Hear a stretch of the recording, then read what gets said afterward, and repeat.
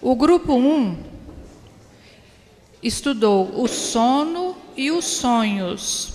Estudou no Livro dos Espíritos, da pergunta 400 a 412. Quem que é o grupo 1 que vai falar?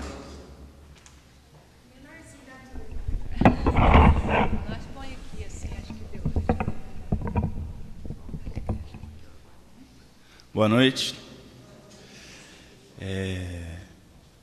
Muito interessante esse estudo, deu bastante discussões, histórias e tal. E a primeira parte a gente estudou um livro da Gênese que fala sobre a emancipação da alma, né? Sempre durante o sono acontece a emancipação da alma, né? Que é o momento do desprendimento do espírito. O momento que o espírito consegue ficar livre desse fardo pesado que a gente carrega, que é o nosso corpo.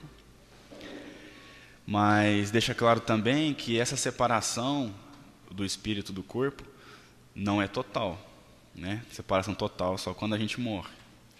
Então, até comentaram que os espíritos desencarnados reconhecem os encarnados porque eles têm um fio grudado, um barbante, ligado no corpo que está dormindo, né? E às vezes, muitas vezes a gente acorda e a gente tem algumas lembranças do mundo espiritual porque a gente esteve lá. Então, às vezes a gente tem sonhos, às vezes sensações, né? Às vezes a gente acorda com uma sensação de saudade ou com uma sensação de satisfação. E na Gênesis também fala que o espírito ele fica livre não só no sono, mas também no caso de catalepsia, a gente comentou, e também até no caso de anestesia geral, que não deixa de também ser um sono, né? E já no Livro dos Espíritos, já começa falando para a gente não ter medo da morte, né? Afinal de contas, a gente morre todo dia e nasce quando a gente acorda, né? Então, quer dizer, todo dia à noite a gente desprende do espírito, que é o que a gente desprende o espírito do corpo, que é o que vai acontecer quando chegar a nossa hora. E durante o sono, no momento que o espírito desliga do corpo, a gente pode fazer diversas coisas. A gente pode trabalhar, a gente pode estudar, pode fazer uma visita, né? Do mesmo jeito que também, se a gente tiver com os pensamentos mais baixos, a gente pode brigar, perseguir alguém. E então, isso significa o quê? Que o sono influi muito na nossa vida. Então, às vezes a gente dorme e acorda mais cansado do que quando foi dormir. Porque, com certeza, na hora do sono, que o espírito despertou, estava lá, arrumando confusão, fazendo alguma coisa pesada, né? Nem todas as vezes os nossos sonhos são vivências do espírito. A gente fez uma observação. Às vezes é do próprio mundo corporal, o mundo físico, né? Às vezes a gente se impressionou com alguma coisa ou está com alguma coisa na cabeça, a gente acaba fazendo essa ligação. No livro também, no Livro dos Espíritos, usa-se o termo sono inteligente, né? Que é aquele desligamento da matéria, aquele bem desligado mesmo, né? E aí a gente comentou que Santo Agostinho aconselhava a rezar antes de dormir. E também a gente fala muito em preparar o sono, né? Por quê? Porque quando a gente já está mais calmo, com um pensamento elevado, a gente dorme, a gente consegue se desprender melhor, sem essa tanta desprendimento físico, né? E aí a gente pode realizar trabalhos melhores durante o sono, porque a gente não para de trabalhar nunca, né? Então, durante o sono, a gente consegue encontrar com espíritos superiores, realizar trabalhos, estudos, participar de palestras e tal, né? Ele fala também que o sono é um dos motivos para os espíritos superiores aceitar encarnar aqui com a gente, né? Porque daí eles têm um recreio, porque eles vêm para cá para esse mundo pesado, difícil, mas na hora que eles conseguem dormir, né? Eles conseguem se libertar e recarregar as baterias para continuar o trabalho do dia seguinte. O sonho, ele é uma lembrança de que o espírito viu no sono, né? Mas muitas vezes os espíritos inferiores utilizam-se do sono para atormentar quando a gente está com a mente fraca, que foi o que eu falei agora há pouco, né? Então, às vezes a gente está com o pensamento baixo, o espírito se utiliza do sono para assustar a gente acordar cansado, pensamento negativo, né? Os sonhos, nas lembranças dos sonhos, não são daquela forma que as pessoas tentam ler um sonho. Se você sonhou com um cavalo, é porque vai acontecer tal coisa, né? A gente não acredita nisso, apesar de respeitar bastante. Mas a gente entende que, às vezes, a imagem não faz sentido para a nossa mente, para a nossa parte física, mas para o espírito faz sentido aquela lembrança, né? E depois tem 2 perguntinhas no final que eu achei melhor ler para ficar melhor, né? Que a pergunta é necessário o sono completo para a emancipação do espírito? Né? A resposta é não, né? Basta que os sentidos entrem em torpor para que o espírito recobre a sua liberdade. E a questão 412, pode a atividade do espírito durante o repouso ou sono corporal fatigar o corpo, né? Cansar o corpo? Pode, pois que o espírito se acha preso ao corpo, qual balão cativo ao poste. Então, fica a dica para a gente tomar bastante cuidado antes de dormir, preparar bem, para ter um sono muito bom.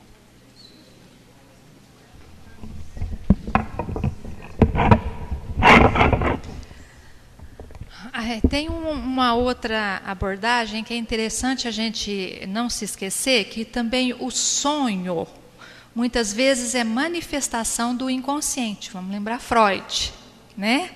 Lá, então, ele surgiu, ele trouxe esse estudo, a gente não pode esquecer disso. Muitas vezes a gente tem um desejo grande, inconsciente, então ele aparece em forma de sonho, né?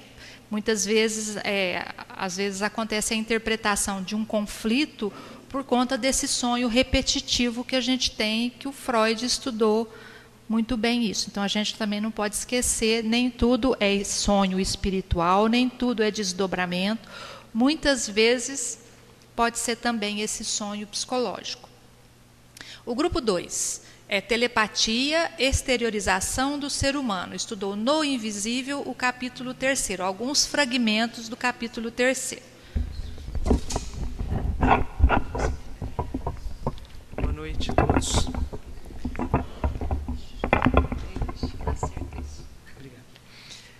Bom, esse capítulo 12 do livro No Invisível, ele é bem filosófico também. O Leon Denis coloca para a gente uma distinção entre as faculdades do espírito no momento em que a gente está acordado e no momento do sono comum e do sono magnético. Então, ele coloca que o corpo carnal, ele limita muito as faculdades do espírito. Ou seja, a gente não usa todo o potencial do nosso espírito enquanto estamos encarnados. Para começar, a gente não tem as memórias de vidas passadas, embora estejam arquivadas no espírito, né? Elas não se manifestam diretamente. E uma série de faculdades, percepções extrasensoriais que o espírito tem, não se manifestam por causa do corpo, no estado de vigília. Então, o Kardec coloca depois a respeito do sono comum. Então, ele fala que quando a gente dorme, né, a alma está mais liberta. E nessa liberdade que ela tem algum controle ainda sobre as suas percepções. Mas a maioria dos encarnados, como coloca o André Luiz nos Mensageiros, não tem uma lucidez, né, muito grande durante o sono físico, né? E ele coloca que pelo sono magnético, aí depois ele define que o sono magnético seria aquele induzido através de hipnose, pode-se adquirir gradualmente uma situação em que o espírito vá se assenhorando cada vez mais das suas faculdades psíquicas, né? À medida que a hipnose se aprofunda, o espírito ele tem uma percepção dilatada, ele goza com mais amplitude das faculdades que o perispírito, né, liberto do corpo, teria. Que o limite dessa hipnose, ela pode chegar até tal ponto que a linha, o próximo passo seria o rompimento do cordão fluídico que liga o corpo à alma.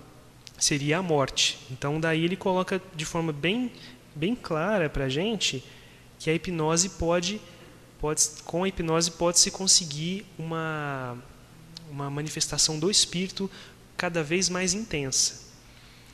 Ele coloca também que a alma mesmo no estado de vigília, ou seja, nós enquanto estamos acordados, né, o nosso pensamento ele também se expande, ele também pode atingir distâncias infinitas, né? Na Gênese, o Kardec já coloca que o pensamento do encarnado e do desencarnado ele não tem diferença, né? A diferença está que o corpo tolhe as faculdades do espírito, mas ele livre do seu corpo, o espírito retoma todas as suas faculdades. No final, o Leon Denis coloca que dentre essas manifestações, dessas possibilidades que o pensamento humano tem, existe a telepatia, né, que seria a comunicação entre duas mentes. Então, ele orienta como se proceder para se conquistar essa habilidade, né? Então, ele fala que são duas condições que seriam necessárias.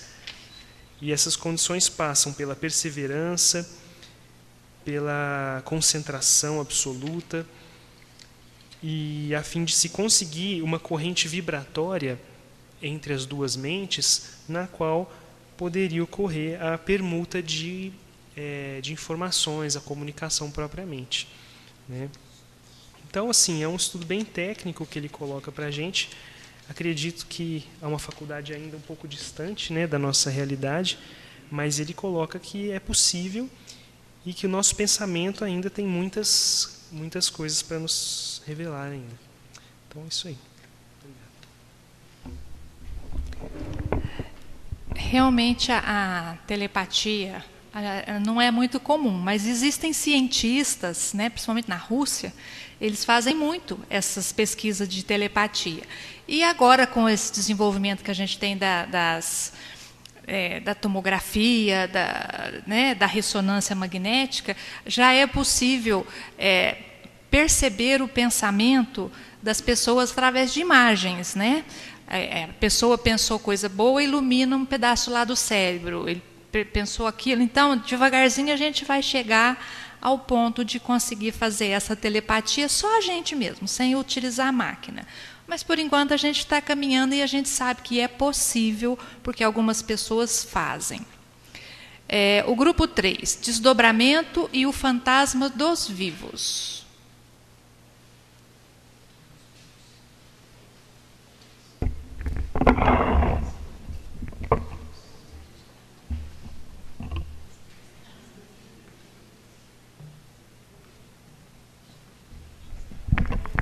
Obrigado. Boa noite, pessoal. Bom, desdobramento, o fantasma dos vivos. Acho que é uma continuação do que ele falou, assim, que durante o sono, ou até mesmo assim, a gente acordado, dá uma distraída, assim, fica um pouco sonolento, alguma coisa assim, o seu espírito ele consegue sair do corpo por algum instante e causar algum tipo de manifestação física, né? No texto cita exemplos de sinais de mãos e dedos na poeira dos móveis, às vezes um piano que toca, às vezes uma porta que bate. Isso pode ser causado por um vivo, não necessariamente por algum espírito desencarnado. Até fiquei pensando, né, assim, às vezes a sua esposa te coloca para dormir fora do quarto e ainda puxa seu pé de noite, né? Então, enfim, a parte mais técnica que fala do texto é isso, e depois tem dois casos, duas histórias, né? Fala rapidamente sobre a história do Santo Antônio de Pádua, que durante uma celebração, enquanto ele dava o sermão, ele adormeceu por alguns instantes, rapidamente, e depois voltou e tal, né? E nesse mesmo instante, ele apareceu em Lisboa, no momento em que seu pai estava sendo assim, encaminhado para a forca, para a guilhotina, não sei, estava no corredor da morte, inocentou o pai dele, enfim, né, ao mesmo tempo. O que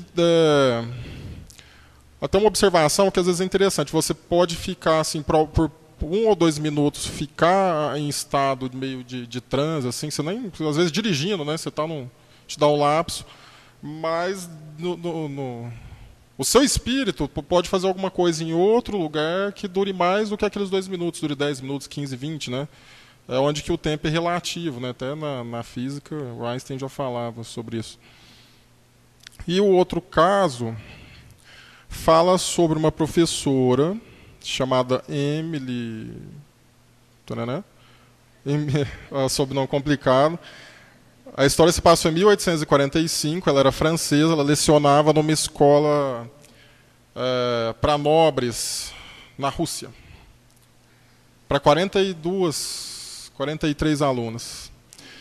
E nessa escola começou a ficar frequente das meninas se falarem: você viu a professora? Eu vi, ela estava no banheiro. Não, acabei de ver, ela estava na escada. Aí outra situação: ela está ali. Não, eu vi ela aqui agora, né? E assim, foi indo.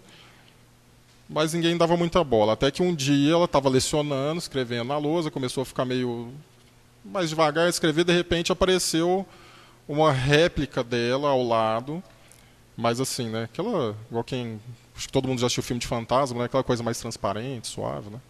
Mais sutil, mas assim, escrevendo, imitando os movimentos dela, mas obviamente sem giz na mão, né? E aí todo mundo ficou assustado. Depois disso, passou, né? E as coisas continuaram.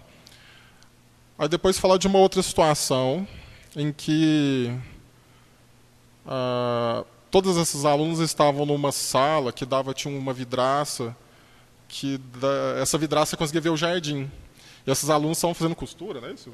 Estavam bordando, costurando, e a professora estava no jardim colhendo flores lá, enfim, fazendo outra atividade, e elas eram vigiadas por uma segunda professora. Esses alunos estavam costurando. Essa segunda professora levantou em dado momento, se levantou, saiu, né? E passou-se um tempo, na hora que as meninas assim, olharam, estava a Emily sentada, né? Sentada lá, estática, no sofá. Aí no que elas olharam, elas voltaram a olhar na vidraça, estava a mesma Emily colhendo flor, mas não com tanto vigor, né? Mas olha lá, pegando as plantinhas e tal. Aí, né, ficaram assustadas, tudo, e beleza, né? Aí foram falar com ela depois a respeito disso, né? Chegaram para ela e falaram: o que aconteceu? Ela falou assim: eu não sei, eu estava colhendo flor, em determinado momento eu pensei assim, nossa, né, tomara que a professora não deixe as meninas sozinhas, para elas não aprontarem, porque se deixar aquele tanto de mulher sozinha nessa situação, acho que elas vão fazer muita bagunça, né? Então eu fiquei assim, pensando que isso não poderia acontecer, né? Aí depois disso, obviamente, muitos alunos se debandaram, né? Virou o semestre, um ano, não sei, parece que só 12 continuaram. 12, né? Das 43, 12 continuaram. As outras saíram mesmo. Mas assim, essa história, a procedência dessa história é um livro que se chama Animismo e Espiritismo. Esse livro ele se originou de forma interessante. O escritor, ele era psicólogo, alguma coisa assim? Cientista. Ele foi procurado para tentar assim, desmistificar esses fenômenos, né? Ele foi procurado assim, tenta investigar e tentar achar a causa física, né? Assim, aquela história, né? A ciência só acredita no que é tátil, né? E ele foi estudando, no final das contas foi ao contrário. Ele se tornou espírita e passou a acreditar, porque não conseguiu assim achar a explicação dentro do que ele conhecia, mas também não tinha como não acreditar no que ele via.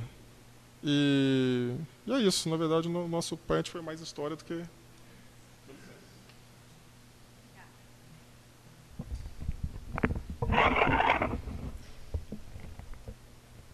Ele escreveu esse livro porque, na verdade, nós temos esses dois lados, né? Nós temos esse lado anímico, todas essas capacidades que o nosso companheiro falou, o Davi falou, que a gente, ao desdobrar, a gente tem essas capacidades de desdobrar, de materializar, de fazer leitura de pensamento, mas também tem esse lado que a gente, em desdobramento, pode entrar em contato com os espíritos. Então, existe as duas coisas. Existe o animismo, mas existe o espiritismo também, ou seja, a comunicação dos espíritos. Tem até esse livro que é muito interessante, porque essa parte de desdobramento de vivos é muito interessante, que a gente imaginava que tem que estar dormindo a pessoa. E a gente percebe que não, que a gente pode ter um pequeno lapso de consciência. Tem que estar num estado alterado de consciência, não necessariamente dormindo profundamente. E tem esse livro aqui, ó, que ele foi escrito por um cientista italiano também, olha lá, ó, Comunicações mediúnicas entre vivos.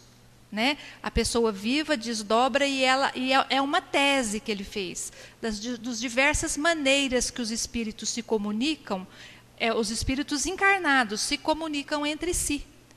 Certo? Como é que eles fazem a comunicação? Às vezes é em desdobramento, o médium vai até lá e relata, às vezes ele vai lá e busca a criatura para falar, então ele vai contando nesse livro, é um tratado que ele fez. Está falando assim, ó, depoimentos de vários pesquisadores, tem físicos, escritores, pesquisadores, filósofos, jornalistas, tudo da época. Ele faz toda uma compilação, é uma tese, isso aqui. É interessante a gente ler isso aqui. É interessante, mas esse livro não é mais editado, viu, gente? Que é capaz que a gente acha na internet, que não tem mais edição dele. O Ernesto Bozano. Tem aquele site, Livros Espíritas Clássicos. Aí ele tem até edição em francês, original, então quem quiser pode, é grátis, a gente entra, site confiável. Os livros que eu copio aqui para vocês, eu copio desse, né, em PDF, então é tranquilo, é fácil. O grupo 4 estudou o desdobramento mediúnico. Ele estudou do livro do Martins Peralva, no capítulo 15.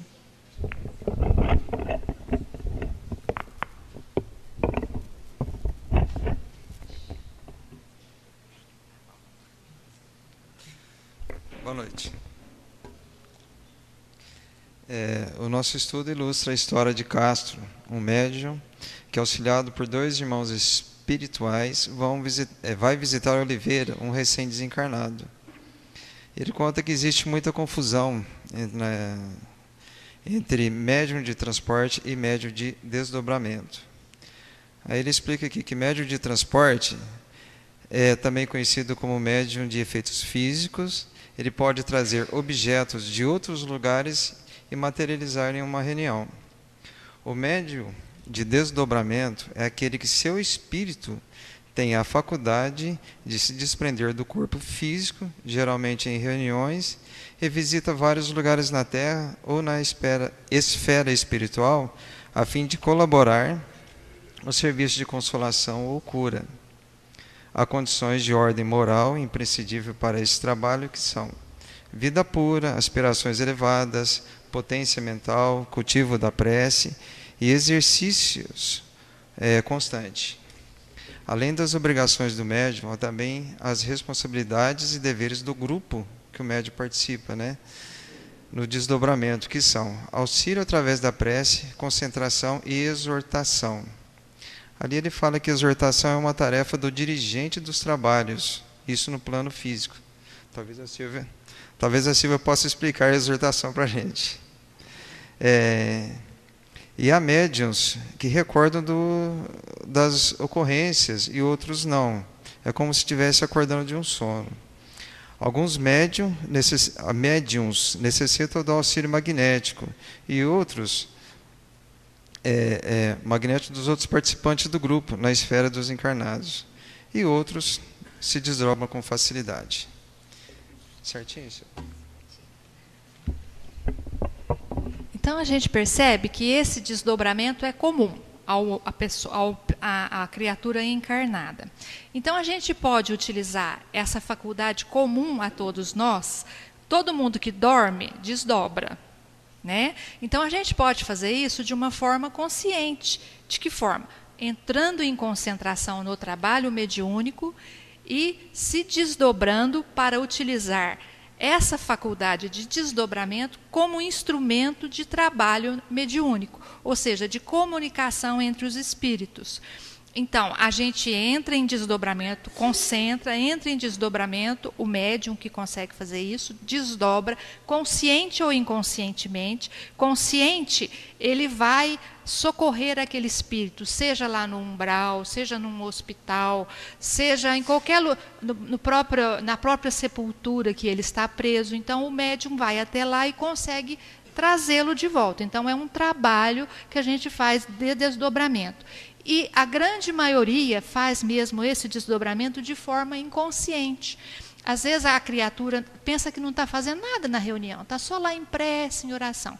Mas tendo videntes na sala, o vidente fala, nossa, você estava lá junto com a gente foi buscar tal espírito, você auxiliou o médico espiritual trabalhando, quer dizer, tudo isso é da vontade, do desejo da pessoa que está na reunião mediúnica. Às vezes ela não se lembra, mas ela fez todo esse tipo de trabalho. A respeito da exortação do dirigente, é o seguinte, então, quando a gente vai fazer a reunião mediúnica, no nosso caso, no nosso centro, a gente, antes de começar a reunião mediúnica, depois da prece e tudo, a gente faz um desdobramento, a gente dá alguns minutos e pede para que os médiuns se desdobrem.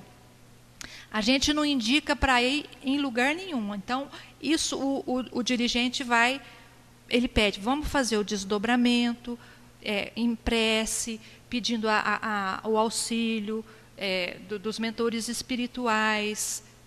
Ele pede isso.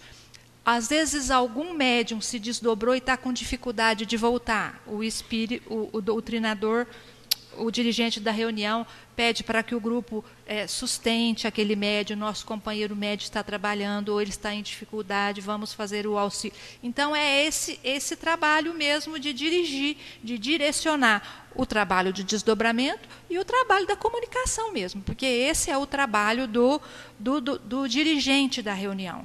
Né? E o dirigente também é doutrinador, então então ele tem que ajudar o médium, ajudar toda a reunião, convocar o pessoal para fazer uma concentração melhor, que os médiuns estão sentindo dificuldade. Então, tudo isso é uma prática mediúnica que a gente vai tendo com o dia a dia, com o trabalho, certo? E com isso a gente encerra o nosso trabalho.